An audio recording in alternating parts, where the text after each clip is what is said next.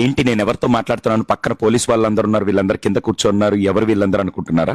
మొన్న IPL match అయిపోయాక road మీదకి వచ్చి దాదాపుగా కర్నూలులో 6 ప్రైవేట్ బస్ అర్ధాలు, అట్ ద సేమ్ టైం ఒక పోలీస్ వెహికల్, మిగతా ప్రైవేట్ ప్రాపర్టీస్ అన్ని డ్యామేజ్ చేసిన ఆ ఇన్సిడెంట్ మీ అందరికీ తెలుసు. నేను వీడియో కూడా చేశాను. నేను పోలీసులు సీసీటీవీ ఫుటేజ్ ద్వారా, కెమెరా వీడియో ఫుటేజ్ ద్వారా వాళ్ళని కొంతమందిని గుర్తించి దాదాపుగా 1000 మందికి పైగా ఉన్నారు. దాంట్లో ఒక 25 మందిని అరెస్ట్ చేసి కర్నూలు రోడ్ల మీద నడిపించిన తర్వాత నేను నిన్న కర్నూలులో teachers training programme Saint Joseph స్కూల్కి వస్తే అక్కడ సార్ పర్సనల్ రిక్వెస్ట్ చేసి, సార్ వీళ్ళతో ఒకసారి మీరు కౌన్సిలింగ్ చేయండి అని చెప్పి నా దగ్గరికి తీసుకొచ్చారు. సార్ ఎందుకు సార్ వాళ్ళతో మాట్లాడి అనవసరం సార్, వాళ్ళకి పనిష్మెంట్ ఇవ్వండి అని చెప్పి చాలా మంది కామెంట్స్ లో కూడా రాస్తూ ఉన్నారు.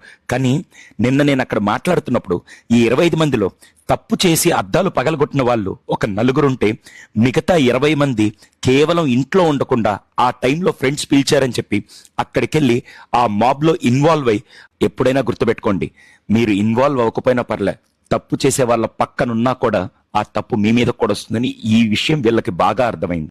నేను వాళ్ళతో మాట్లాడుతున్నప్పుడు ఒక 4-5 కళ్ళల్లో మాత్రం ఎటువంటి రిగ్రెట్ చూడలేదండి. నాకు అది చాలా బాధ అనిపించింది. కానీ మిగతా వాళ్ళు, ఒక అబ్బాయి, సార్ నేను నిన్నే ఆత్మహత్య చేసుకుందాం అనుకున్నాను సార్, ఎందుకంటే నాకు ఎక్కడో నిన్న జరిగిన అవమానం చాలా బాధాకరంగా ఉంది, మేము చేసిన తప్పే సార్, 200% ఇంట్లో ఉండకుండా బయటకు వచ్చాం, కానీ చనిపోవాలనుకున్నప్పుడు నాకు నా కూతురు గుర్తొచ్చిందని చెప్పి ఆ అబ్బాయి కళ్ళల్లో నీళ్లు చూశాక నేను వెంటనే అడిగాను, నీ కూతురు గుర్తొచ్చిందని చావకుండా ఆగావు కదా, ఇప్పుడు ఏం చేద్దాం అనుకుంటున్నావు అంటే దాంట్లో చాలా మంది చెప్పిన విషయం నాకు చాలా హ్యాపీ అనిపించింది. సార్ ఇక మీద ఇలాంటివి జరగకుండా ఎవరన్నా చేస్తానన్నా కూడా ఫస్ట్ వాళ్ళని మేమే ఆపుతాం సార్. ఇకపై పోలీస్ వాళ్ళ ప్లాన్ కూడా వీళ్ళలో చాలా మందిని వాలంటీర్స్ గా వాడుతూ ఇలాంటి నెగిటివ్ థింగ్స్ జరిగేటప్పుడు వీళ్ళు వాళ్ళని ఎడ్యుకేట్ చేసే విధంగా, అటువంటి విషయాలను ఆపే విధంగా వీళ్ళని మార్చడానికి వాళ్ళ ప్రయత్నం చాలా గొప్పదండి. చాలా మంది అనుకోవచ్చు ఇలాంటి కౌన్సిలింగ్లు వింటే మాత్రం మారతారని. మార్పు అనేది వీళ్ళందరూ మారతారని కాదండి, కనీసం ఒక్కరైనా ఆలోచించి వాళ్ళ ద్వారా ఇంకొక నెగిటివ్ జరగకుండా ఉన్నా కూడా అది మార్పేనండి. Instead of thinking negative, let's work on positive అండి.